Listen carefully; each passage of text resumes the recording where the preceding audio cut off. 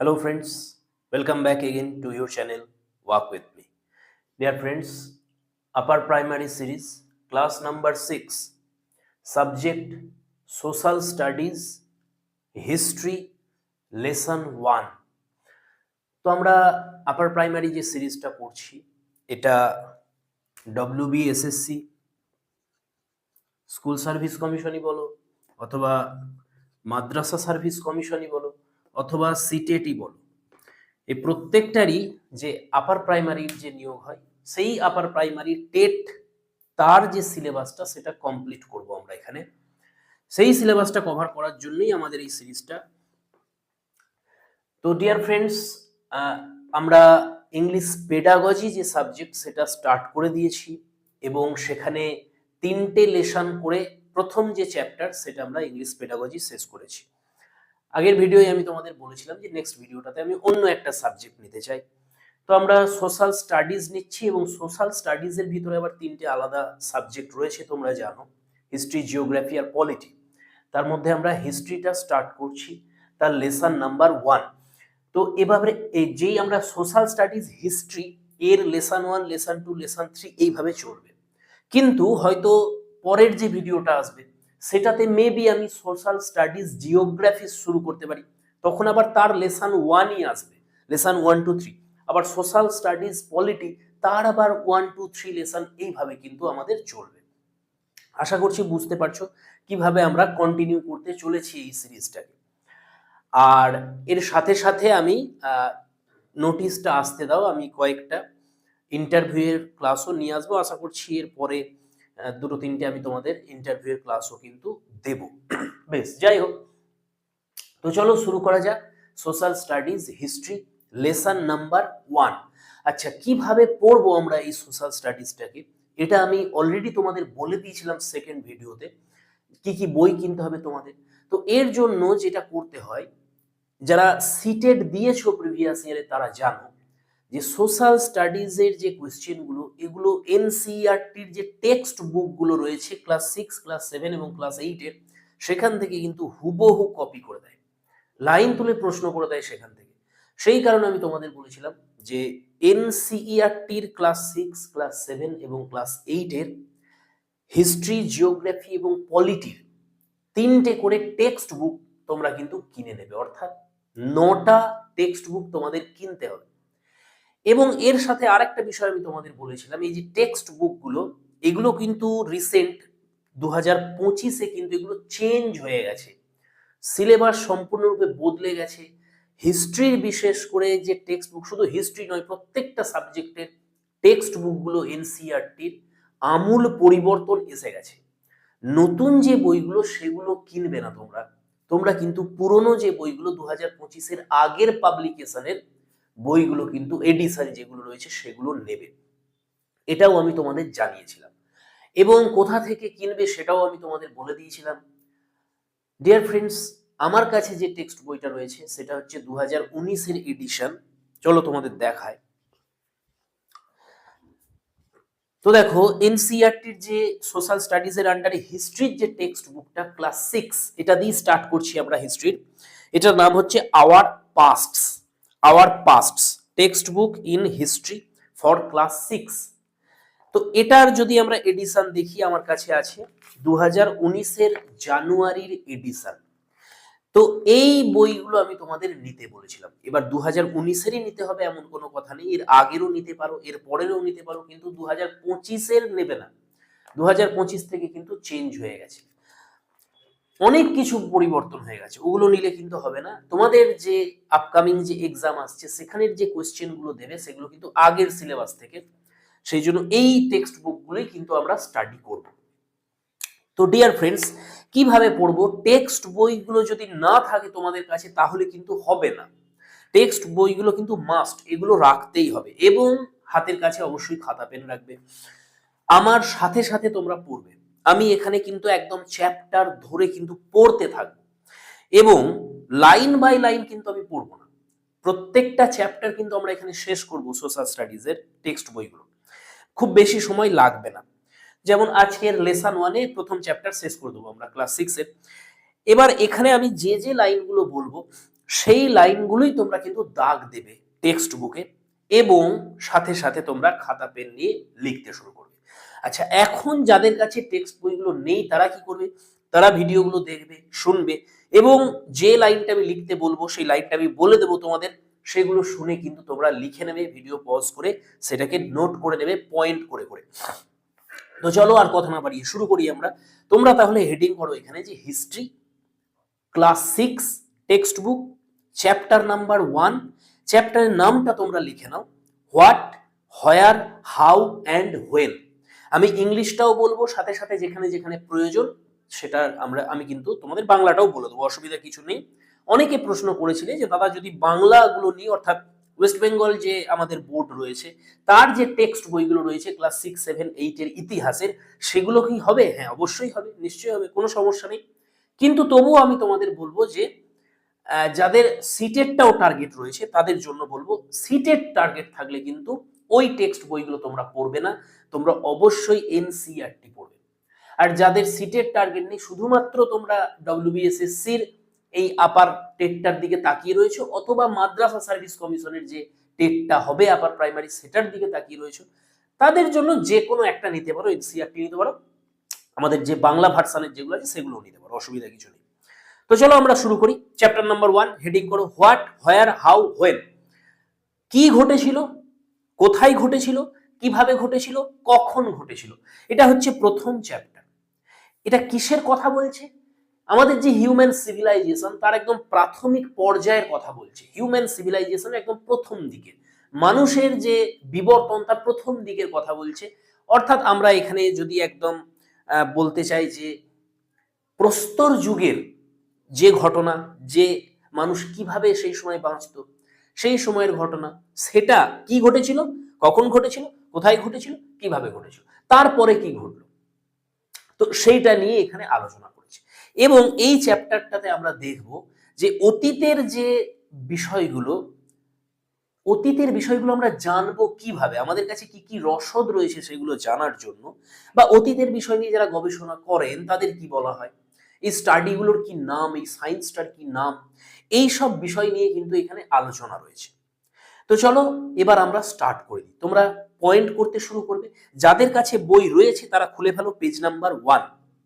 Page number 1 খুলে দেখো, প্রথমেই উপরে লেখা আছে রাশিদাস কোয়েশ্চেন। এসব পড়ার কোনো প্রয়োজন নেই। ফাইন্ডিং আউট হোয়াট হ্যাপেন্ড পড়ার কোনো প্রয়োজন নেই, পেরিয়ে যাও। যেখানে যেখানে যতটুকু বলবো ততটুকু নোট করবে, সব কিছু পড়ার এখানে কোনো প্রয়োজন নেই আমাদের। এগুলো বাচ্চাদের জন্য, তাদের বোঝানোর জন্য এগুলো সাজানো হয়েছিল, বইটা খুব ভালো। What can you know about the past, অতীত সম্পর্কে আমরা কি কি জানতে পারি। সেখানে দেখো কি কি জানতে পারি আমরা। লাইভস অফ হান্টার্স, যারা শিকারী ছিল তাদের জীবন কেমন ছিল, হার্ডার্সদের জীবন কেমন ছিল, ফার্মার্সদের জীবন কেমন ছিল, রুলার্স মানে কিংস যারা তাদের কেমন জীবন ছিল, মার্চেন্টসদের কেমন ছিল, priests, crafts persons, artists, musicians, scientist, এদের সকলের জীবন যাত্রা কেমন ছিল, এই সব সম্পর্কে আমরা জানতে পারি অতীত থেকে। We can also find out about the games children played, the stories they heard, the plays they saw, the songs they sang. তাহলে বাচ্চারা যে সমস্ত গেম খেলতো সেগুলো কেমন ছিল, কি ধরনের গল্প তারা শুনতো, কোন ধরনের গান তারা গাইতো, এই সব কিছু সম্পর্কে কিন্তু আমরা জানতে পারি। এখান থেকে কিছু নোট করার প্রয়োজন নেই। এবার চলে এসো হোয়ার ডিড পিপল লিভ, কোথায় মানুষ বাস করতো প্রথম। এইখান থেকে এবার আমাদের নোট শুরু হবে। তো প্রথম পয়েন্ট লেখো, যতটুকু বলবো ততটুকু লিখবে। দেখো যাদের কাছে বই আছে তারা শুরু করো। Some of the earliest people who lived here were skilled gatherers. First point তোমরা করবে। এবার এইটাই হুবহু লিখে দেবে না, কি লিখবে লেখো, some of the earliest people who lived along the Narmada river. এখানে যে হিয়ার লেখা আছে, হিয়ারের বদলে লেখো Narmada river. Were skilled gatherers, যা আছে লিখে দাও এতটা, শুধুমাত্র হিয়ারের জায়গা লেখো নর্মদা রিভার। ঠিক আছে, এতটা লিখেছ। এর নিচেই লেখো, ওর সাথেই ওই পয়েন্টটাতেই চলছে, লেখো দে কালেক্টেড রুটস, দেখো এখানে লেখা আছে collected roots, fruits and other forest produce for their food. পুরো লিখতে থাকো এখান থেকে, they collected roots, fruits and other forest produce for their food. তারপরের সেন্টেন্সটাও লেখো, they also hunted animals, they also hunted animals. এতটা লিখেছো? বেশ, এর সাথে সাথে ব্র্যাকেট দিয়ে তোমরা টাইম স্প্যানটা লিখে নাও। এটা আমরা জানলাম যে হোয়াট, কি ঘটেছিল, হোয়ার কোথায় ঘটেছিল, হাউ কিভাবে ঘটেছিল। এই তিনটের অ্যান্সার আমরা পেয়ে গেলাম। কি পেলাম? প্রথম দিকের যে মানুষ তারা কি করত, তারা স্কিলড গ্যাদারার্স ছিল, অর্থাৎ তারা দক্ষ সংগ্রহকারী ছিল, তারা গ্যাদার করত, তারা এক জায়গায় বাস করতো না, একটা জায়গায় থেকে গেল সারা জীবন, সেখানেই চাষাবাদ করলো না, কারণ প্রথম দিকের মানুষ চাষাবাদ জানতো না, এগ্রিকালচার তখনও ডেভেলপ করেনি। সেই কারণে তারা কি করত, কিভাবে জীবন ধারণ করত, ফল সংগ্রহ করত বন থেকে, কাঠ সংগ্রহ করত, রুটস অর্থাৎ গাছের শিকড় সংগ্রহ করত, এর সাথে সাথে তারা পশু শিকারও করত। এইভাবে তারা জীবন ধারণ করত। তাহলে কি ঘটেছিল, অ্যান্সার পেয়ে গেলাম। দ্বিতীয় হচ্ছে আর হাউ, কিভাবে ঘটেছিল সেটাও পেয়ে গেলাম আমরা। হয়ার কোথায় ঘটেছিল, এরা কোথায় থাকতো প্রথম। তাহলে হয়ারের উত্তরে আমরা পেলাম অ্যালং দা নর্মদা রিভার। তাহলে এই যে গ্যাদারার্স আর হান্টার্স, এই দুটো পয়েন্ট খুব ইম্পর্টেন্ট। এখান থেকে আমরা জানলাম কি, যে গ্যাদারার্স অ্যান্ড হান্টার্স। তাহলে প্রথম দিকের মানুষ, যদি আমি স্পেসিফিক বলি, তাহলে এটা প্যালিওলিথিক যে এজ তার কথা বলা হচ্ছে। প্যালিওলিথিক যে পিরিয়ড, সেই প্যালিওলিথিক পিরিয়ডের কথা বলা হচ্ছে এটা। এবারে তিনটে ভাগ আছে প্যালিওলিথিক প্রস্তর যুগের, একটা প্রাচীন, একটা মধ্য আর একটা নব্য। তো লোয়ার, মিডল আর আপার। আমরা এখানে কথা বলছি লোয়ার আর মিডল নিয়ে। এবার বিষয়টা আরো ক্লিয়ার হয়ে যাচ্ছে তোমাদের কাছে। এবারে এখানে টাইম পিরিয়ডটা লেখা নেই, কিন্তু পরের চ্যাপ্টারে গিয়ে পাবো, আমি তোমাদের আগেই বলে দিচ্ছি। তাহলে গ্যাদারার্স আর হান্টার্সদের নিয়ে কথা হচ্ছে, কোন সময়ের লোয়ার আর মিডল প্যালিওলিথিক এজের। টাইম স্প্যানটা তোমরা লিখে নাও, তাহলে হোয়েনের অ্যান্সারটাও পেয়ে যাবো। হোয়েনের অ্যান্সার হচ্ছে 20 লাখ, 20 লাখ থেকে 8000 BCE, এই সময়ের কথা বলা হচ্ছে। কোন সময়ের? 20 লাখ BCE থেকে 8000 BCE। BCE মানে হচ্ছে বিফোর কমন এরা। আগে ব্যবহার করা হতো বিসি আর এডি, এই দুটো ব্যবহার করা হতো সময়ের জন্য। বিসি মানে বিফোর ক্রাইস্ট, আর এডি মানে হচ্ছে anno domini, after the Lord. AD anno domini, Latin phrase, before Christ. BC মানে ক্রাইস্টের জন্মের আগে, আর এডি হচ্ছে ক্রাইস্টের জন্মের পরে। আমরা এই বইয়েতে যেভাবে হিসেব দেয়া আছে সেটা হচ্ছে 2000 খ্রিস্টাব্দ, 2000 যে কমন এরা সিই, এই 2000 কমন এরাটাকে স্ট্যান্ডার্ড ধরে নেওয়া হয়েছে এবং প্রাইমারি ধরে নেওয়া হয়েছে এই সালটাকে। যা কিছু হিসেব দেয়া আছে সময়ের এই বইয়ে, সব এই 2000 সিইর আগে এবং 2000 সিইর পরে দেয়া আছে। কোথাও কিন্তু তোমরা এই বিসি আর এডি হিসেব পাবে না। যেমন আমি এখানে বললাম যে 8000 BCE, এই 8000 BCE আর 8000 BC এই দুটো কিন্তু একই, আলাদা নয়। আগে ব্যবহার করা হতো বিসি, এখন ব্যবহার করা হয় BCE। তাহলে এটা বিফোর ক্রাইস্ট, আর এখন বলা হচ্ছে বিফোর দা কমন এরা। এই ক্রাইস্ট না বলে এখন ব্যবহার করা হয় বিফোর কমন এরা, BCE। অনেক বইয়ে তোমরা আবার এই বিটাকেও পাবে না, শুধু পাবে কি কমন এরা, কমন এরা। তাহলে সি মানে কমন এরা, এর আগে হলে বিসিই, আর যদি পরে হয় তাহলে শুধু সিই, কমন এরা। এটা মনে রাখবে, ওকে।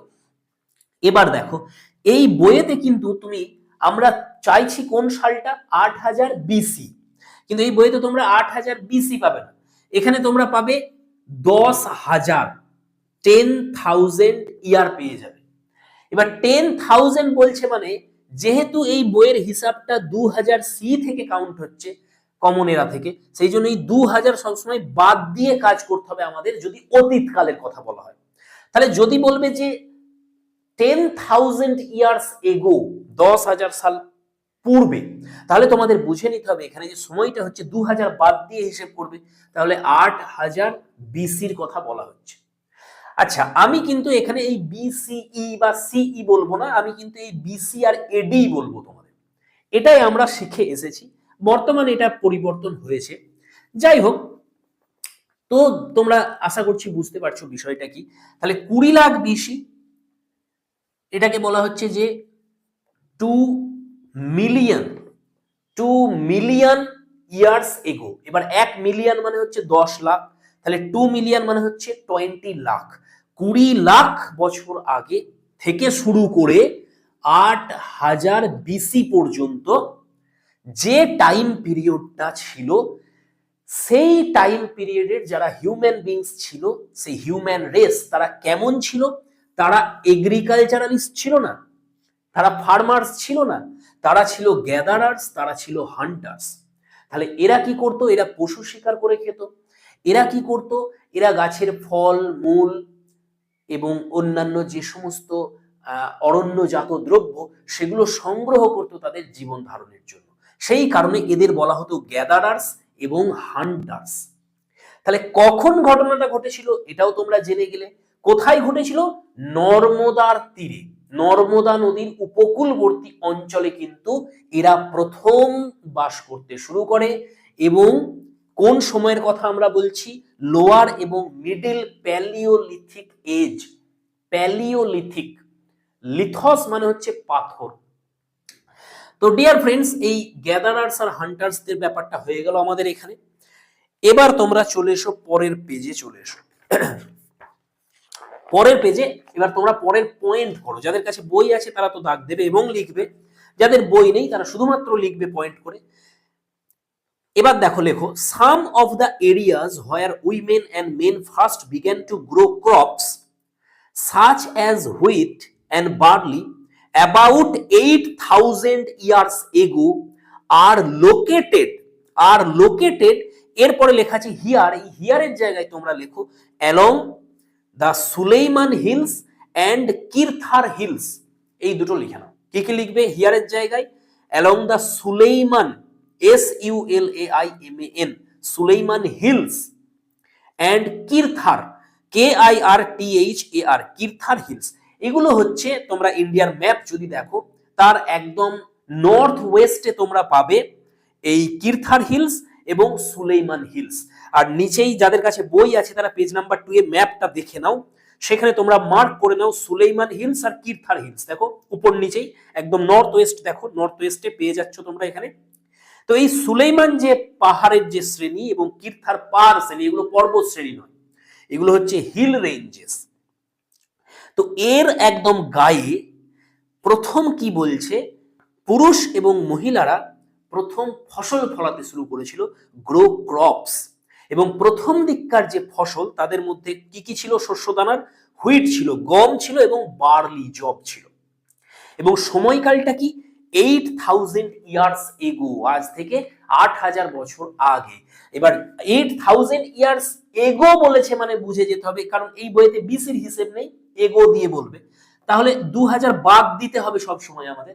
তার মানে 6000 বিসির সময়কাল বলছে। ভালো করে খেয়াল করো, আমি বলেছিলাম যে 8000 বিসিই পর্যন্ত মানুষ কিন্তু গ্যাদারার্স এন্ড হান্টার্স ছিল, গ্যাদারার্স এন্ড হান্টার্স।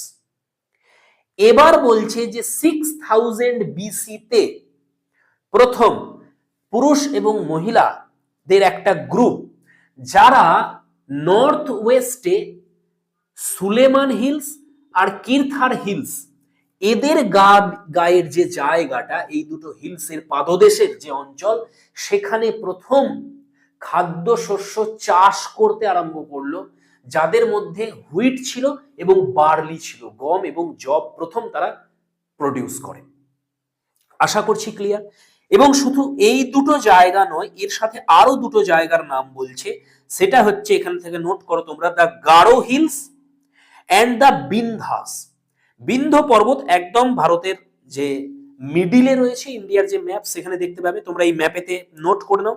দেখো নর্মদা রিভার দেখতে পাচ্ছ, সাতপুরার উপরে দেখাও, একদম মাঝামাঝি ম্যাপের নর্মদা রিভার, তার উপরে দেখো বিন্ধ্যাস লেখা আছে। তাহলে এই বিন্ধ্যাসের পাদদেশ এবং গারো হিলস, যেটা গারো হিলস একদম ইস্টে চলে এসো, একদম ইস্টে চলে এসো।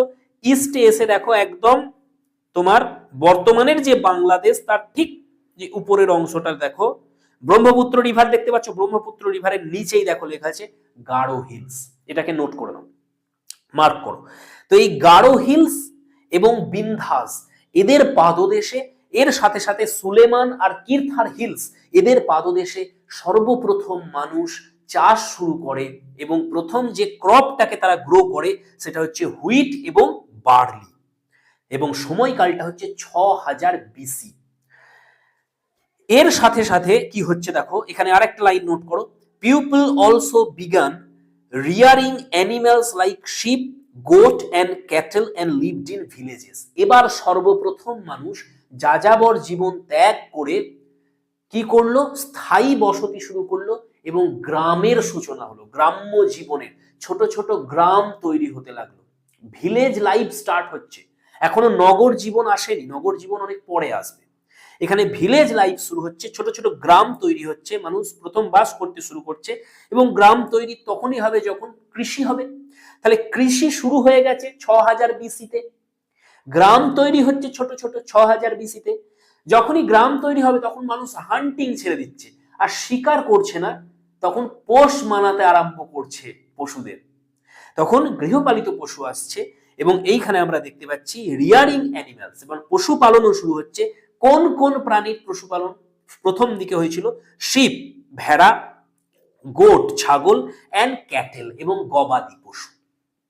তাহলে এই লাইনটা নোট করো, এই পয়েন্টটা খুব ইম্পর্টেন্ট। তাহলে এখনো পর্যন্ত আমরা দুটো পয়েন্ট পেয়েছি। আচ্ছা, এর সাথে সাথে এর পরের অংশ লেখো, this war some of the other areas where agriculture develop. আচ্ছা, এইটা লেখার দরকার নেই, এটা আগেরটার সাথেই রিলেটেড। তাহলে দুটো পয়েন্ট আমরা পেলাম ডিয়ার ফ্রেন্ডস। কি কি দুটো পয়েন্ট পেয়েছি? প্রথম পয়েন্টে আমরা দেখলাম যে সর্বপ্রথম হান্টার গ্যাদারার্স ছিল মানুষ, যাদের কোনো স্থায়ী বসতি ছিল না, তারা পশু শিকার করত এবং তারা বন্য যে ফলমূল এবং শিকড় সেগুলোকে সংগ্রহ করে নিয়ে আসতো, সেই সব খেয়ে জীবন ধারণ করত। সময়কালটা হচ্ছে 20 লাখ বিসি থেকে 8000 বিসি, এই সময়কাল। এরা বাস করতো কোথায়? এরা বাস করতো নর্মদার পাদদেশে, নর্মদা যে রিভার আমাদের তার পাদদেশে এরা বাস করতো। এটা হচ্ছে প্রথম পয়েন্ট আমাদের। এরা তখন যাযাবর ছিল, আর কোনো গ্রাম বা শহরের তখনও সূচনা হয়নি, এগ্রিকালচার জানতো না এরা। পরের পয়েন্টে আমরা দেখলাম এগ্রিকালচার শুরু হচ্ছে, প্রথম কৃষি শুরু হচ্ছে ভারতে, সময়টা হচ্ছে 6000 বিসি। কোন জায়গায় শুরু হচ্ছে? এটা শুরু হচ্ছে, চারটে জায়গার নাম আমরা পেয়েছি, Sulaiman hills, Kirthar hills, Garo hills আর বিন্ধ্যাস। এই চারটে যে পাহাড়ের কথা বলা হচ্ছে, এদের যে পাদদেশ সেখানে কিন্তু প্রথম শুরু হচ্ছে চাষবাস। এবং প্রথম দিককার যে ফসল সেটা হচ্ছে আমরা হুইট পেয়েছি এবং বার্লি পেয়েছি। এর সাথে সাথে চাষবাস শুরু হওয়ার সাথে সাথে কি হচ্ছে, পশুপালন শুরু হচ্ছে। এবং কোন কোন পশুকে প্রথম তারা ডোমেস্টিকেটেড করছে, একটা পেয়েছি আমরা শিপ, আমরা পেয়েছি গোট, তার সাথে সাথে ক্যাটেল। যখনই পশুপালন শুরু হচ্ছে, যখনই চাষবাস শুরু হচ্ছে, তার সাথে সাথে গ্রাম তৈরি হচ্ছে, গ্রাম্য জীবন শুরু হয়ে যাচ্ছে। তাহলে আর্লি ভিলেজ লাইফও আমরা পেয়েছি এই টাইম পিরিয়ডটাই 6000 বিসি।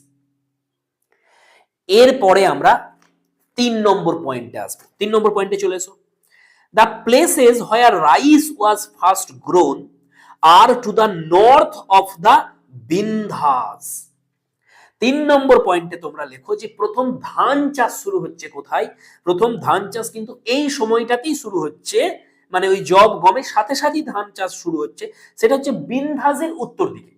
একদম ইন্ডিয়ার যে ম্যাপ তোমরা দেখতে পাচ্ছ এখানে, এর যে মিডল অংশ যেটা বিন্ধ্যাস রয়েছে এখানে, তার উত্তরে শুরু হচ্ছে, তার নর্থ সাইডে কিন্তু প্রথম তোমার রাইসের কিন্তু প্রোডাকশন স্টার্ট হচ্ছে। পরের পয়েন্টে চলে এসো, অ্যাবাউট 4700 ইয়ার্স এগো, বলছে 4700 বছর আগে। তার মানে কত বিসি হবে? 2000 বাদ দিয়ে দাও, 2700 বিসি। 2700 বিসি নাগাদ, এই সালগুলো মনে রাখবে খুব ভালো করে। 2700 বিসি নাগাদ some of the earliest cities flourished on the banks of Indus and its tributaries. বইয়েতে লেখা আছে ব্যাংক অফ দিজ রিভার্স। এই দিজ রিভার্স মানে কোন নদী সেটা আগে বলে দিয়েছে। আমি যেহেতু তোমাদের পয়েন্ট করে লেখাচ্ছি সেই জন্য বলছি এই দিজের জায়গায় তোমরা লেখো ইন্দাস অ্যান্ড ইটস ট্রিবিউটারিজ। তাহলে পুরো পয়েন্ট আবার বলে দিই, অ্যাবাউট 2700 BCE বা BC some of the earliest cities flourished on the banks of Indus and its tributaries. হয়েছে পয়েন্টটা? তাহলে কি জানলাম এই পয়েন্টটা থেকে আমরা? যে 6000 বিসিতে শুরু হয়েছিল গ্রাম্য জীবন, ছোট ছোট গ্রাম তৈরি হচ্ছিল। এরপরে আমরা দেখছি সময়টা 2700 বিসি, আজ থেকে 4700 বছর আগে প্রথম নগর তৈরি হচ্ছে, নগর জীবন শুরু হচ্ছে, শহুরে কালচার আসছে। তাহলে এই সময়টাতে আমরা দেখতে পাচ্ছি কোন জায়গায় ঘটনাটা ঘটছে, সিন্ধু নদী এবং তার যে শাখা নদীগুলো রয়েছে, যার মধ্যে তোমরা ম্যাপে চলে এসো, সিন্ধু রিভার দেখতে পাবে, একদম ওয়েস্টে চলে এসো, দেখো ইন্দাস রিভার ব্লুতে দেখো লেখা আছে ইন্দাস রিভার। এর যে শাখা নদীগুলো দেখো এখানে কি কি আছে, সাতলেজ আছে, রবি আছে, বিয়াস আছে, চেনাব আছে, ঝিলাম আছে। এই যে নদীগুলো, এদের তীরবর্তী অঞ্চলে প্রথম কিন্তু নগরে জীবন শুরু হচ্ছে, নগর জীবন শুরু হচ্ছে, প্রথম সিটি তৈরি হচ্ছে ইন্ডিয়াতে, যেটা হচ্ছে ইন্দাস ভ্যালি সিভিলাইজেশন আমরা বলি। ওই ইন্দাসের গায়েই কিন্তু এই সিভিলাইজেশনটা তৈরি হয়েছিল এবং নগর জীবন প্রথম শুরু হয়েছিল। ডিয়ার ফ্রেন্ডস, আবার বলছি 2019-এর এডিশন আমার কাছে আছে, সেখান থেকে আমি পড়ছি। এগুলো কিন্তু নিউ সিলেবাসের নয়। যদি নতুন বইগুলো তোমরা দেখো এই তথ্য কিন্তু আর মিলবে না, সেখানে মানে বিরাট পরিবর্তন এসেছে মডার্ন রিসার্চের ফলে, আরো নতুন নতুন তথ্য আমাদের হাতে এসেছে, আর্কিওলজিস্টরা অনেক কিছু নতুন তথ্য পেয়েছেন, সেই জন্য এই সমস্ত তথ্য কিন্তু এখন ইনভ্যালিড হয়ে গেছে, এগুলো পরিবর্তন হয়ে গেছে, বিশেষ করে এই সময়কালগুলো। কিন্তু পরীক্ষার সময় কিন্তু তোমাদের এইগুলোই লিখতে হবে, আগের যে টেক্সট বুক সেখান থেকেই লিখতে হবে, সেই জন্য তোমরা এইগুলোই মুখস্থ করবে। কিন্তু চাইলে নিউ টেক্সট বইগুলো তোমরা পড়ে নিতে পারো, যাদের ইন্টারেস্ট আছে, সেখানে দেখবে যে কত কি বদলে গেছে, কত কি নতুন তথ্য আমাদের হাতে এসেছে নতুন গবেষণার ফলে। আচ্ছা চলো, এই পয়েন্টটা তাহলে আমাদের হয়ে গেল। তাহলে ভিলেজ লাইফ, হান্টার গ্যাদারার্স এর লাইফ পেয়েছি আমরা, তারপরে ভিলেজ লাইফ পেলাম, এবারে কিন্তু আমরা সিটি লাইফ পেয়ে গেলাম। এগিয়ে আসি, আরো এগিয়ে আসি আমরা, পরের পয়েন্টে লেখো লেটার অ্যাবাউট 2500 ইয়ার্স এগো। এই যতবার ইয়ার্স এগো বলবে ততবার 2000 বাদ দিয়ে লিখবে তোমরা। তার মানে এবার আমরা পৌঁছে গেছি 500 বিসিতে, অর্থাৎ আজ থেকে 2500 বছর আগে।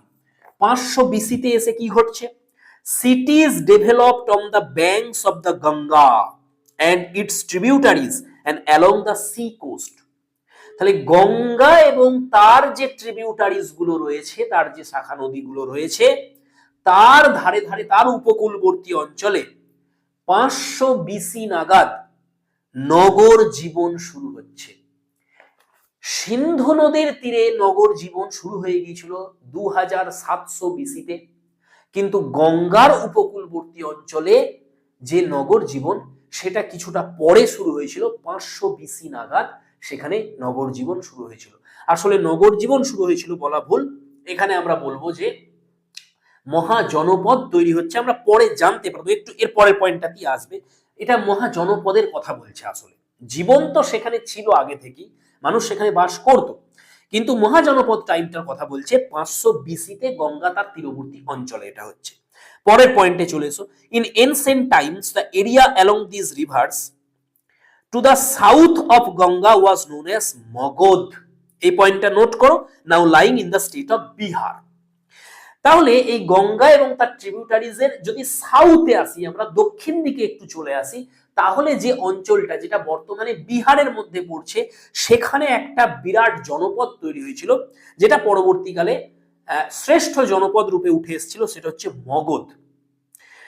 তো এই পয়েন্টটা তোমরা নোট করে নিয়েছো আশা করছি। ডিয়ার ফ্রেন্ডস, এই মগধ কি হয়েছিল?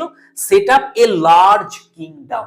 এই মগধে একটা লার্জ কিংডম তৈরি হয়েছিল, যেটাকে আমরা বাংলায় মহাজনপদ বলি। জনপদ ভারতে অনেক আগে থেকে ছিল। মহাজনপদ কেন বলছি? ষোড়শ মহাজনপদ তোমরা পড়েছো। 16টা প্রচুর জনপদ ছিল, 500-র বেশি জনপদ ছিল ইন্ডিয়াতে। সেই 500-র বেশি জনপদ থেকে 16টা কিন্তু মুখ্য ভূমিকায় চলে আসে, প্রাধান্য পেয়ে যায়। এই জন্য এই 16টাকে বলা হয় ষোড়শ মহাজনপদ। আর কোন সময়টাতে? এটা হচ্ছে 500 BC নাগাদ এই 16টা মহাজনপদ উঠে আসে অতগুলো জনপদ থেকে। আর এই 16টার মধ্যে আবার প্রধান হয় মগধ এই 500 BC নাগাদ। আশা করছি ক্লিয়ার। এর পরের যে অংশটা আছে, এগুলো কিচ্ছু পড়তে হবে না, সব বাদ দিয়ে দাও, সব বাদ দিয়ে দাও, সব এগুলো ছেড়ে দাও, সব ছেড়ে দিয়ে চলে এসো পেজ নাম্বার 4। পেজ নাম্বার 4 চলে এসে পরের পয়েন্ট পড়ো। The word India comes from Indus, called Sindhu in Sanskrit. The Iranians and the Greeks who came through the northwest about 2500 years ago, মানে 500 BC, and were familiar with the Indus, called it the Hindos or the Indos, and the land to the east of the river was called India. Dear friends, এখানে খেয়াল করো, আমাদের যে দেশের নাম, দুটো নাম আছে, ভারত আর ইন্ডিয়া। এই নামগুলোর উৎপত্তি নিয়ে এখানে তোমাদের কিছু তথ্য দিচ্ছে, যে নামগুলো এলো কোথা থেকে। তো প্রথম হচ্ছে ইন্ডিয়া। এই ইন্ডিয়া শব্দটা কোথা থেকে এসছে তার কথা এখানে বলছে। কি বলছে? যে ইন্ডিয়া শব্দটা এসছে ইন্দাস থেকে। ইন্দাস মানে হচ্ছে আসলে সিন্ধু নদী। সিন্ধু নদীকে ইন্দাস বলা হয়, সিন্ধু সংস্কৃতে বলা হয়, আর ইন্দাস বলা হচ্ছে ইরানিয়ান ল্যাঙ্গুয়েজ, গ্রিক ল্যাঙ্গুয়েজ। এবার কি বলছে দেখো, যে ইরানিয়ান পিপল এবং গ্রিক পিপল, ইরানিয়ান মানে পার্সিদের কথা বলা হচ্ছে, ইরানি যারা, এবং গ্রিক, এরা কি করেছিল? ভারতে এসেছিল 500 BC নাগাদ। প্রথম গ্রিক এবং ইরানিয়ানরা 500 BC নাগাদ ভারতে এসেছিল। অ্যাকচুয়ালি ইরানিয়ানরা এসেছিল 500 BC-তে। গ্রিকরা তো আলেকজান্ডারের সময়, যদি অনেক প্রাচীনকালে গ্রিকদের সঙ্গে আমাদের যোগাযোগ ছিল, কিন্তু এখানে যে তথ্যটা আমাদের বেশিরভাগ আমরা জানি, যেটা যে আলেকজান্ডারের আক্রমণের পরে কিন্তু গ্রিকদের সাথে আমাদের রিলেশনটা বেড়ে যায়, আমরা বেশি পরিচিত হই তাদের সাথে। তো ইরানিয়ানরা এসেছিল 500 BC-তে। তারা এসে এই সিন্ধু নদীর তারা নাম দিয়েছিল হিন্দস। সিন্ধুকে তারা কি উচ্চারণ করতো? হিন্দস। আর 300 BC নাগাদ যখন আলেকজান্ডার এলো, তখন তারা সিন্ধু নদীর গ্রিক যে উচ্চারণ ভঙ্গিমা, সেখানে তারা সিন্ধুর উচ্চারণ করলো ইন্দস। তাহলে ইরানিয়ানরা উচ্চারণ করছে হিন্দস, গ্রিকরা উচ্চারণ করছে ইন্দস। এবং এই যে নদী, এর যে ইস্টের এরিয়া, এর পূর্ব দিকের যে ল্যান্ড, যে ভূভাগ, সে এই নদীর পূর্ব দিকের ভূভাগটাকে এরা নাম দিল ইন্ডিয়া। বুঝতে পারছো বিষয়টা কি? তাহলে এই যে ইন্ডিয়া নামটা, এটা সিন্ধু নদী থেকে এসছে। সিন্ধু নদীকে 500 BC-তে নর্থ ওয়েস্ট থেকে প্রবেশ করেছিল। ভালো করে দেখো, এখানে লেখা আছে নর্থ ওয়েস্ট, অর্থাৎ উত্তর পশ্চিম দিক থেকে প্রবেশ করেছিল কারা? ইরানিয়ানরা এবং গ্রিকরা। সর্বপ্রথম ইরানিয়ানরা আসে 500 BC-তে। তারা এই সিন্ধু নদীর নামকরণ করে হিন্দস। আর 300 BC-তে যখন গ্রিকরা আসে, তারা এর নামকরণ করে ইন্দস। এবং এই নদীর পূর্ব দিকের যে ভূভাগ, সেটারই নাম হয়ে যায় ইন্ডিয়া। এরপর আমরা আসি ভারত শব্দটা। কি বলছে দেখো, the name Bharat was used for a group of people. ভালো করে খেয়াল করো, ইন্ডিয়ার ক্ষেত্রে কিন্তু পিপল বলেনি, ইন্ডিয়ার ক্ষেত্রে বলেছিল ল্যান্ড। আর ভারতের ক্ষেত্রে বলছে গ্রুপ অফ পিপল, একদল মানুষকে বলা হতো ভারত। ভারত একটা গোষ্ঠীর নাম, একটা গোত্রের নাম। তাহলে এই যে গোষ্ঠীর মানুষজন যারা বাস করতো, তাদের ভারত বলা হতো। এরা কারা?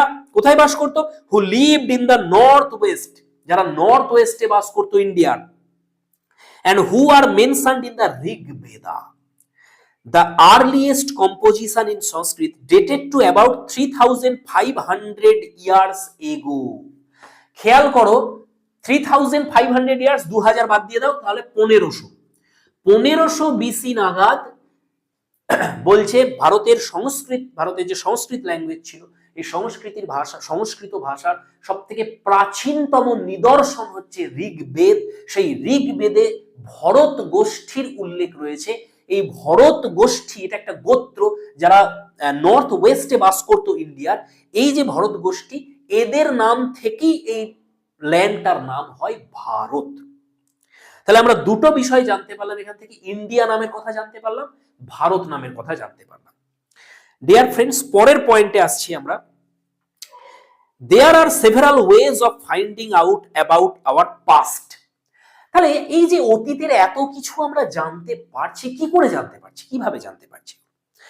এর জন্য এখানে দুটো প্রধান রসদের কথা বলা হয়েছে। এক হচ্ছে, দেখো লেখা আছে দিজ আর কল্ড ম্যানুস্ক্রিপ্টস। এক নম্বর হচ্ছে ম্যানুস্ক্রিপ্টস। এই ম্যানুস্ক্রিপ্টসটা তোমরা আন্ডারলাইন করো। এরপরে তোমরা ডান দিকে চলে এসো, পরের পেজে চলে এসো, পেজ নাম্বার 5-এ। সেখানে দেখো লেখা আছে we can also study inscriptions. ইনস্ক্রিপশনটা আন্ডারলাইন করো। তাহলে ইনস্ক্রিপশন আর ম্যানুস্ক্রিপ্ট এই দুটো কিন্তু প্রধান মাধ্যম অতীতকে জানার। এক হচ্ছে ম্যানুস্ক্রিপ্ট। ম্যানুস্ক্রিপ্ট কি? দেখো নিচেই লেখা আছে Latin word ম্যানু meaning hand. Latin শব্দ ম্যানু এর অর্থ হচ্ছে হ্যান্ড, হাতে লেখা পুঁথি। হাতে লেখা পুঁথিকে বলে ম্যানুস্ক্রিপ্ট। কিসে লেখা হতো? They were written by hand, specially written on palm leaf. দেখো লেখা আছে PALM, palm leaf, or on the specially prepared bark of a tree known as the bark, BIRCH। Bark, bark হচ্ছে একটা গাছ, একে আমরা বলি ভূর্জ। তো এই বার্ক গাছের যে ছাল, সেই ছালের উপরে লেখা হতো, একে আমরা ভূর্জপত্র বলি। আর পাম লিফকে আমরা তো তাল পাতা বলি। তাহলে প্রথম দিকে এই যে পুঁথিগুলো, এগুলো কিসে লেখা হতো? এই ভূর্জপত্রে লেখা হতো, এবং বার্চ লিপে লেখা হতো, এবং পাম লিপে লেখা হতো, তাল পাতায় লেখা হতো। এইগুলো হচ্ছে একটা প্রধান মাধ্যম অতীত সম্পর্কে জানার। দ্বিতীয় মাধ্যম হচ্ছে ইনস্ক্রিপশন। ইনস্ক্রিপশন কি? These are writings on relatively hard surfaces such as stone or metal. যদি পাতাতে না লিখে, মানে সফট সারফেসের উপর না লিখে কোনো হার্ড সারফেসের উপর লেখা হয়, কঠিন কোনো সারফেসের উপর লেখা হচ্ছে, সেটা কি? সেটা স্টোন হতে পারে, কোনো পাথরের উপরে খোদাই করা হচ্ছে, অথবা কোনো মেটাল হতে পারে, কোনো ধাতুর কোনো কিছুর উপরে সেটা খোদাই করা হচ্ছে। এই লেখাগুলোকে বলা হয় ইনস্ক্রিপশন। তো ডিয়ার ফ্রেন্ডস, এই ইনস্ক্রিপশন আর ম্যানুস্ক্রিপ্ট হচ্ছে সব থেকে গুরুত্বপূর্ণ উপাদান অতীত সম্পর্কে জানার জন্য। এইবার এইখানে লেখা আছে এই ইনস্ক্রিপশন আর পাম লিপ থেকে আমরা কি কি বিষয় জানতে পারি। দেখো এখানে লেখা আছে রিলিজিয়াস বিলিফস, মানুষের ধার্মিক বিশ্বাস কি ছিল সেই সময় জানতে পারি আমরা। এন্ড প্র্যাকটিসেস, কি ধরনের আচার আচরণ তারা করতো জানতে পারি। লাইভস অফ কিংস, রাজাদের জীবন কেমন ছিল জানতে পারি। মেডিসিন, কি কি ঔষধি ছিল সেই সময়। সায়েন্স, সেই সময়কার বিজ্ঞান সম্পর্কেও জানতে পারি। বিসাইডস দেয়ার ওয়ার এপিক্স, সেই সময়ে কি কি এপিক্স ছিল, কি কি মহাকাব্য ছিল। পোয়েমস, কেমন কবিতা ছিল। প্লেজ, কি কি নাটক ছিল। Many of these were written in Sanskrit, other were in Prakrit language and Tamil. তাহলে এদের মধ্যে মেজরিটি লেখা হয়েছিল সংস্কৃত ল্যাঙ্গুয়েজে, তবে সংস্কৃতের পাশাপাশি প্রাকৃত ভাষা এবং তামিল ভাষাতেও লেখা হয়েছিল এই সমস্ত ম্যানুস্ক্রিপ্ট, এই সমস্ত ইনস্ক্রিপশন, এই সমস্ত প্লে, পোয়েম, প্লেজ, এপিক্স, এই সব কিছু। চলে আসি আমরা এর পরের পয়েন্ট। বেশিরভাগ ক্ষেত্রে যে ইনস্ক্রিপশন লেখা হতো, খোদাই করা হতো, ইনস্ক্রিপশনের মাধ্যমে কিন্তু কখনো কোনো এপিক লেখা হয়নি। আর পাথর আর কত বড় হবে, সেখানে আর কতটুকু লেখা যাবে? একটা গোটা নাটক বা গোটা একটা মহাকাব্যকে একটা পাথরে লেখা যায় না, সম্ভব নয়। তাহলে ইনস্ক্রিপশনে অ্যাকচুয়ালি কি লেখা হতো? দেখো লেখা আছে kings often kept records of victories in battle. বেশিরভাগ ক্ষেত্রে রাজারা যখন যুদ্ধে যেত, সেই যুদ্ধে যে জয়লাভ করতো তারা, সেই যুদ্ধের জয়লাভের কাহিনীগুলো লিখে রাখতো, কিন্তু সেই পাথরে খোদাই করে রাখতো তারা। ইনস্ক্রিপশন বলা হয় যেগুলোকে। মেনলি এই কাজেই ব্যবহার করা হতো ইনস্ক্রিপশন। এর পরের পয়েন্টে চলে এসো, এই পয়েন্টটা হয়ে গেল আমাদের, পরের পয়েন্টে এসো। There are many other things that were made and used in the past. Those who study objects of the past are called archaeologists. Point করো, those who study things that were made and used in the past are called archaeologists. তাহলে archaeologist কাদের বলা হয়? সেই সমস্ত ব্যক্তি যারা অতীতকালে তৈরি হওয়া জিনিসপত্র নিয়ে নাড়াচাড়া করে, সেই সব জিনিস নিয়ে গবেষণা করেন, তাদের বলা হচ্ছে আর্কিওলজিস্ট। এই আর্কিওলজিস্টরা কি করে? এক্সক্যাভেট করে। এক্সক্যাভেট করা মানে কি? দেখো লেখা আছে dig under the surface of the earth. পৃথিবীর যে আমাদের যে মাটি খুঁড়ে তারা কি করে? প্রাচীনকালের জিনিসপত্র বার করে নিয়ে আসে। এই জিনিসপত্রের মধ্যে কি কি রয়েছে যেগুলো আর্কিওলজিস্টরা এক্সপ্লোর করে, সেগুলো নিয়ে গবেষণা করে। দেখো লেখা আছে tools, weapons, pots, pans, ornaments and coins. তাহলে আর্কিওলজিস্টরা যে সমস্ত দ্রব্যগুলো নিয়ে গবেষণা করে সেগুলো হচ্ছে টুলস, বিভিন্ন ধরনের যন্ত্রপাতি প্রাচীনকালে মানুষজন যেগুলো ব্যবহার করত, ওয়েপন্স প্রাচীনকালের যে সমস্ত অস্ত্র শস্ত্র ছিল, পটস বিভিন্ন ধরনের পাত্র, পেনস এবং অর্নামেন্টস বিভিন্ন অলংকার, এবং কয়েন্স প্রাচীনকালের যে সমস্ত কয়েন ছিল, এই সমস্ত জিনিস নিয়ে তারা গবেষণা করে। এখান থেকে আর কিছু পড়ার দরকার নেই, পরের পেজে চলে এসো। Archaeologists also look for bones of animals, birds and fish. আর্কিওলজিরা এদের সাথে সাথে প্রাচীনকালের যে সমস্ত প্রাণী, তাদের যে হাড়, পাখিদের হাড়, মাছের হাড়, এইসব নিয়েও কিন্তু তারা গবেষণা করে। পরের পয়েন্টে লেখো historians, that is scholars who study the past. Scholars who study the past are called historians. Historians আর আর্কিওলজিস্টের মধ্যে তফাৎ আছে। যারা অতীতকালকে নিয়েই গবেষণা করে তাদের বলা হয় হিস্টোরিয়ানস। যারা অতীতকালের মানুষের ব্যবহৃত জিনিসপত্র নিয়ে গবেষণা করে তাদের বলা হয় আর্কিওলজিস্ট। ভালো করে বুঝে নাও, যারা অতীতকাল নিয়ে গবেষণা করে তারা হিস্টোরিয়ানস, ঐতিহাসিক। কিন্তু যারা অতীতকালের মানুষের ব্যবহার করা যে সমস্ত জিনিসপত্র, তার সাথে সাথে এই যে বোন, অ্যানিম্যাল বোন, বার্ডসদের বোন, এই সমস্ত নিয়ে যারা গবেষণা করে তাদের বলা হচ্ছে আর্কিওলজিস্ট। চলে এসো পরের পয়েন্ট, পেজ নাম্বার 7, একদম নিচের দিকে। What do dates mean? This years are continued from, লিখবে না, শুধু শুনে নাও। Date generally assigned to the birth of Jesus Christ, founder of Christianity. So 2000 means 2000 years after the birth of Christ. BC মানে before Christ. এই দেখো যেটা আমি বলছিলাম এটা বলে দিয়েছি, এখানে পয়েন্ট করে ছোট্ট ছোট্ট করে লেখো। এই ফুল ফর্মগুলো জাস্ট এখানে লিখে নাও।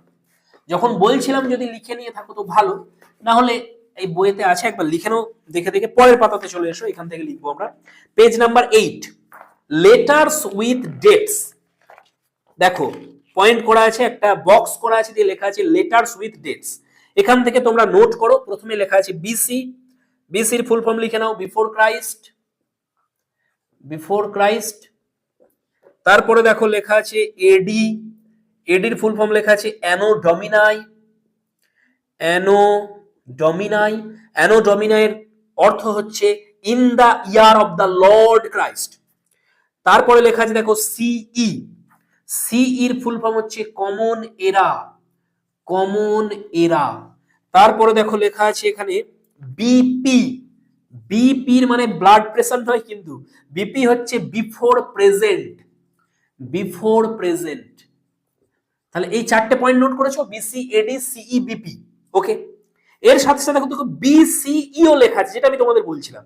বিসিই মানে বিফোর কমন এরা। চলে এসো পরের পয়েন্টে, চলে এসো পরের পয়েন্টে লেখো। দেখো এখানে লেখা আছে এলস হোয়ার। এই এলস হোয়ারে দেখো লেখা আছে ডিসাইফারমেন্ট বলে একটা ওয়ার্ড লেখা আছে, এটাকে আন্ডারলাইন করে নাও। এলস হোয়ার, তার নিচেই দেখো দুটো কার্টুস করা আছে। আচ্ছা কার্টুস কি জিনিস আমি তোমাদের বলছি, তার আগে এখানে এই ডিসাইফারমেন্ট এই ওয়ার্ডটাকে আন্ডারলাইন করো। ডিসাইফারমেন্ট মানে হচ্ছে ইনস্ক্রিপশন পড়তে পারা। দেখো প্রাচীনকালের যে লিপিগুলো ছিল, যে লিপির মাধ্যমে লেখা হতো, দুটো বিষয় জানবে, একটা হচ্ছে ল্যাঙ্গুয়েজ আর একটা হচ্ছে স্ক্রিপ্ট। ল্যাঙ্গুয়েজ আর স্ক্রিপ্ট।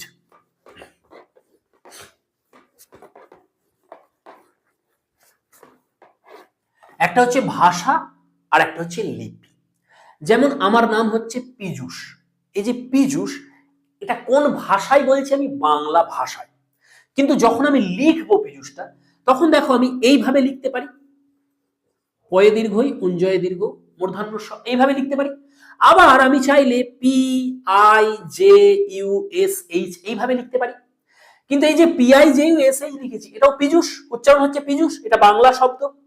এখানে লিখেছি পয়ে দীর্ঘইকার, অন্তঃস্থয়ে জয়ে দীর্ঘ উকার মূর্ধন্য ষ, এটাও বাংলা ভাষা, কিন্তু লিপি দুটো আলাদা।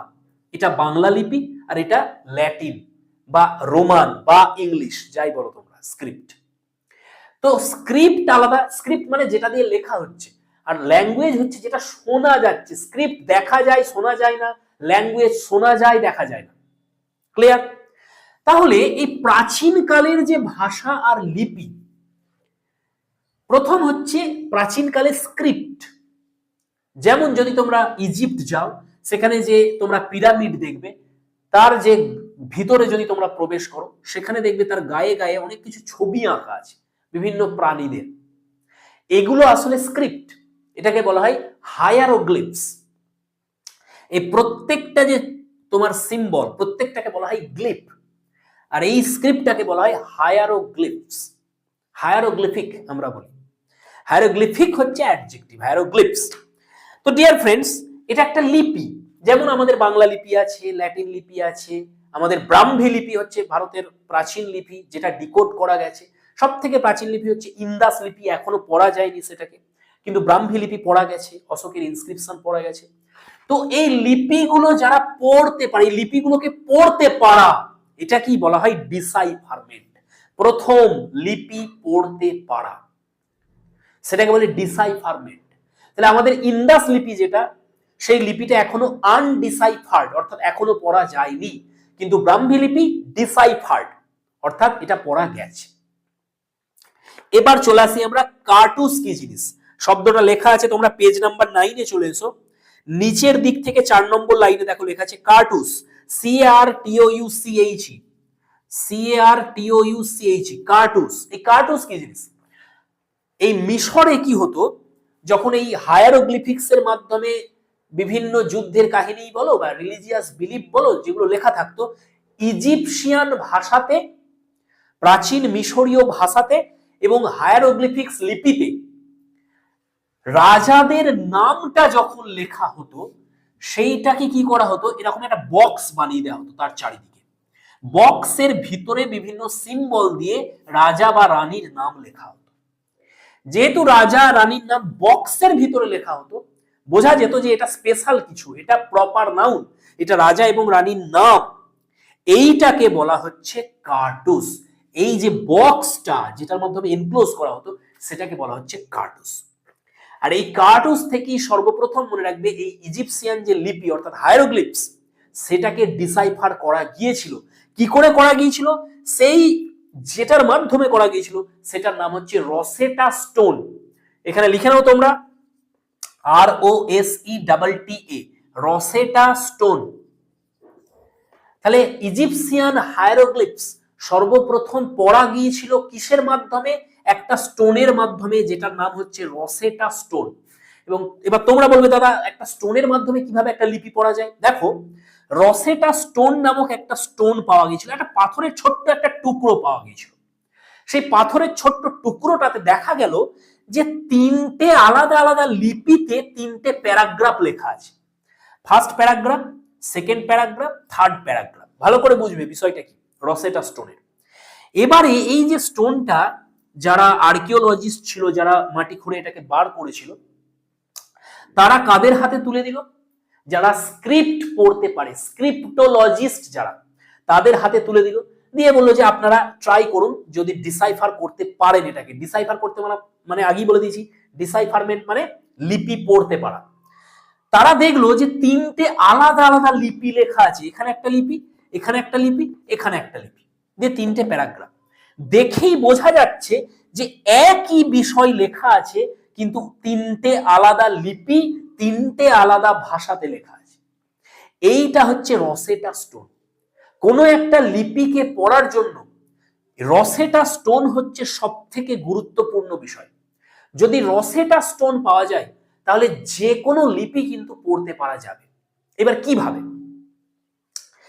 তিনটে লিপির মধ্যে কোনো একটা লিপি অলরেডি ডিসাইফার্ড হয়ে থাকতে হবে, তবেই পড়া যাবে।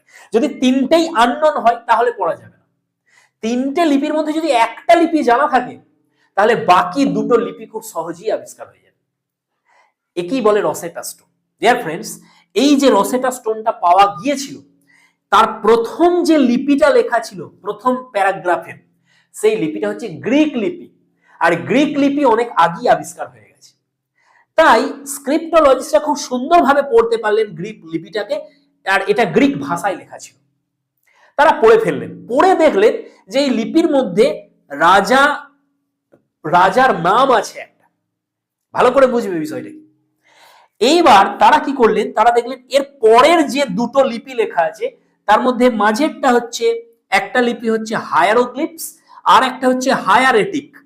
এবার এই দুটোই হচ্ছে মিশরের দুটো স্ক্রিপ্ট। আগে ছিল হায়ারোগ্লিপস, সেটারই আবার পরবর্তী রূপ হচ্ছে হায়ারেটিক্স।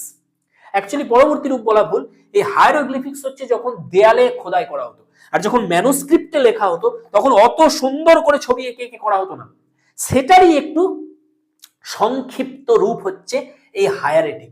ঠিক যেমন যখন বইয়েতে দেখবে ছাপা থাকে, কত সুন্দর সুন্দর করে লেটারগুলো ছাপা থাকে, কিন্তু আমরা হাতে যখন লিখি তখন কত খারাপ করে লিখি, তাড়াতাড়ি লিখি। যেমন আমরা এল লিখতে গেলাম, এইটুকু দিয়ে ছেড়ে দিলাম, ঠিক আছে। টি লিখে দিলাম, সবসময় মাথাটা হয়তো পড়লো না, একটুখানি পড়লো একটুখানি পড়লো না। পি লিখতে গেলাম, হয়তো একটুখানি দিয়ে ছেড়ে দিলাম। কিন্তু যদি এটা খোদাই করা হয় তখন সুন্দর করে খোদাই করা হবে। তো এই যে সুন্দর করে যেটা করা হচ্ছে এইটা হচ্ছে হায়ারোগ্লিপস, আর যেটা এই খাপছাড়া খাপছাড়া করে লেখা হবে, একটু শর্ট শর্ট করে লেখা, সেটা কি বলা হচ্ছে হায়ারেটিক। তো একটা ছিল হায়ারোগ্লিপস লেখা আর তার নিচের প্যারাগ্রাফটা লেখা ছিল হায়ারেটিক। এইবার এরা কি করলো, তারা তো বুঝে গেল যে এইটা হচ্ছে মিশরের প্রাচীন লিপি হায়ারোগ্লিপস, তাহলে এইটাকে পড়তে হবে আমাদের। যেহেতু উপরের তিনটে আলাদা লিপিতে লেখা আছে, তার মানে বোঝা যাচ্ছে যে একই বিষয় লেখা আছে আলাদা লিপিতে। যখনই তারা বুঝে ফেললো একই বিষয় লেখা আছে, আলাদা ভাষায় লেখা আছে তিনটে, একটা ভাষা একটা লিপি পড়া গেছে, তাহলে বাকি দুটো ভাষা বাকি দুটো লিপিও পড়া যাবে। কি করে? এমন একটা ওয়ার্ড ধরতে হবে যেটাকে বোঝা যাচ্ছে যে একই উচ্চারণে কিছু লেখা আছে। ভালো করে বোঝো, ভাষা আলাদা হলেও কোনো ব্যক্তির নামটা বদলে যায় না, নামটা একই থাকে। আমার নাম পীযূষ, বাংলাতে বললেও পীযূষ বলবে, ইংলিশে বললেও পীযূষ বলবে, পীযূষই বলবে, অন্য কিছু বলবে না। পীযূষকে তো অমিত বলবে না ইংরেজিতে, না। তাহলে তারা কি করলো, যে রাজার নামটা ছিল সেই নামটাকে ধরে নিল। এখানে লেখা আছে গ্রিক লিপিতে, এইটা কি তারা দেখতে চাইলো যে এখানে কোথায় লেখা আছে। এইখান থেকে হায়ারোগ্লিফিক্সে যেটা লেখা ছিল সেই নামটাকে তারা প্রথমে মার্ক করলো, দিয়ে এর সাথে মেলানো যে এর এর উচ্চারণ যদি এখান থেকে, তোমাদের এটাই বুঝিয়েছে, এখানে দেখো কিভাবে বুঝিয়েছে। যেমন হচ্ছে টলেমিস আর ক্লিওপেট্রা, টলেমি আর ক্লিওপেট্রা। দেখো এখানে দেখো লেখা আছে, যেমন তারা দেখলো যে গ্রিকে লেখা আছে ক্লিওপেট্রা, তাহলে ক্লিওপেট্রা প্রথম সাউন্ডটা অবশ্যই ক, ক সাউন্ড হবে। তাহলে হায়ারোগ্লিফিক্সে যেটা লেখা আছে তার প্রথম যে ছবিটা দেয়া আছে সেই ছবিটার উচ্চারণ আসলে ক। ধরে ফেললো তারা।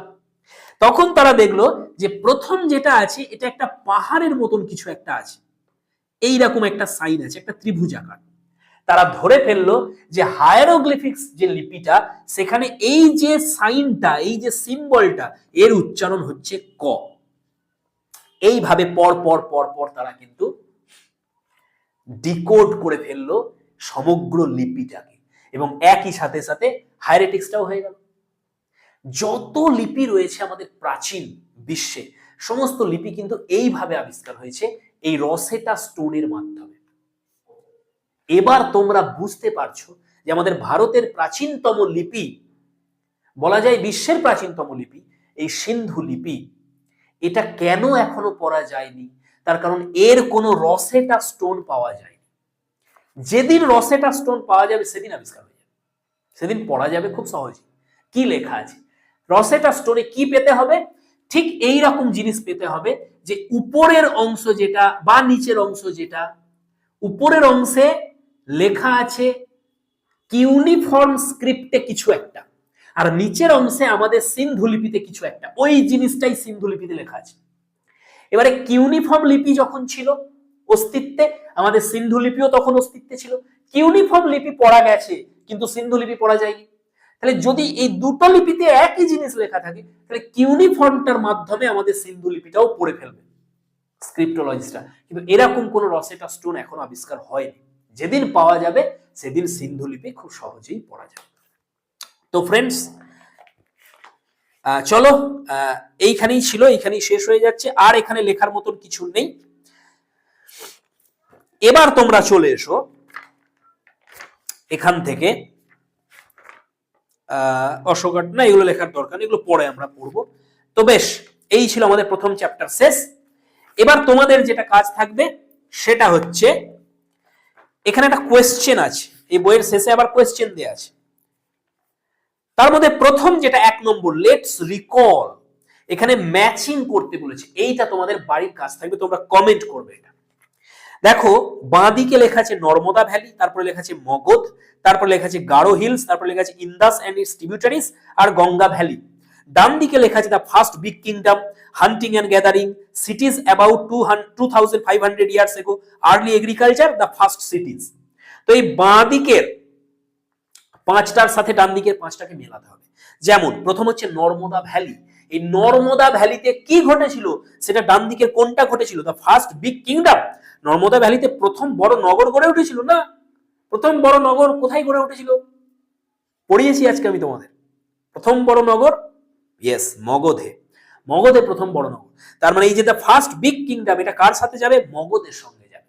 তাহলে একটা আমি বলে দিলাম, এইভাবে বাকি 4টে তোমরা সলভ করবে, এই চ্যাপ্টার থেকেই হয়ে যাবে। সব পড়িয়ে দিয়েছি, তোমরা কমেন্ট করবে। যারা ভিডিওগুলো দেখছো তারা যদি কমেন্ট করো এইগুলো, তাহলে আমিও আরো উৎসাহ পাবো যে না তোমরা পড়ছো, তার মানে দেখছো। না হলে আমার যদি বেকার এখানে খাটনি হয় তাহলে আর করে লাভ নেই এসব, কারণ আর ভিডিও কেউ দেখোই না সেইভাবে। যেহেতু নোটিশও নেই, তোমরাও ভেঙে পড়েছো পরীক্ষা হবে কি না হবে। কিন্তু আমি বলছি, এখনো বলছি, তোমরা হাল ছেড়ো না, পড়তে থাকো। এই আপার টেট যদি পড়তে থাকো, তাহলে এটা আমাদের এসএসসির আপার টেটও হয়ে যাচ্ছে, সিটেটও হয়ে যাচ্ছে, মাদ্রাসার টেটও হয়ে যাচ্ছে সাথে সাথে। যে কোনো একটা এক্সাম তো হবে, সবগুলোই হবে, কবে হবে আমরা জানি না, কিন্তু এক্সাম তো হবে। তাহলে পড়তে কি দোষ? অনেক বড় সিলেবাস, অনেক কিছু পড়তে হবে ফ্রেন্ডস, বুঝতে পারছো তো? একটা চ্যাপ্টার থেকে কত কিছু আমাদের পড়তে হচ্ছে। এটা একটা এসএসটির একটা সাবজেক্ট, তার আবার একটা শুধু ক্লাস, তার আবার একটা চ্যাপ্টার, তাতেই এত কিছু আমাদের জানতে হচ্ছে। তাহলে অনেক কিছু আমাদের পড়তে হবে, অনেক সময় লাগবে। সেই জন্য আমি শুরু করেছি, কিন্তু তোমাদের ইন্টারেস্ট নেই। আমি বলেছিলাম যে 1000 স্টুডেন্টও আমার দেখছে না ভিডিওগুলো, 7 দিন 10 দিন হয়ে যাচ্ছে, তাহলে কি হবে? ভিডিও বানিয়ে কোনো লাভ নেই। তো যাই হোক, আমি দেখি আরো কিছুদিন, আমি খাটছি, তোমরা আমার সাথে খাটো, আশা করছি পরিশ্রম করছো, কমেন্ট করবে আর দেখতে থাকো, ভিডিও আসবে এরপর। Thanks for watching. আর হ্যাঁ, আমি একটা করেই আশা করছি ভিডিও আনতে পারবো সপ্তাহে, আমি চেষ্টা করছি যদি শুক্রবার করে ভিডিও আনা যায়। ওকে, কারণ আমিও ইরেগুলার হয়ে যাচ্ছি, সেই জন্য অনেকের ইন্টারেস্ট চলে যাচ্ছে। তো আমিও চেষ্টা করছি সপ্তাহে একটা করে অন্তত ভিডিও যদি দিতে পারি, তাহলে তোমাদের ইন্টারেস্টটাও থাকবে। Thanks for watching. Keep smiling and stay blessed.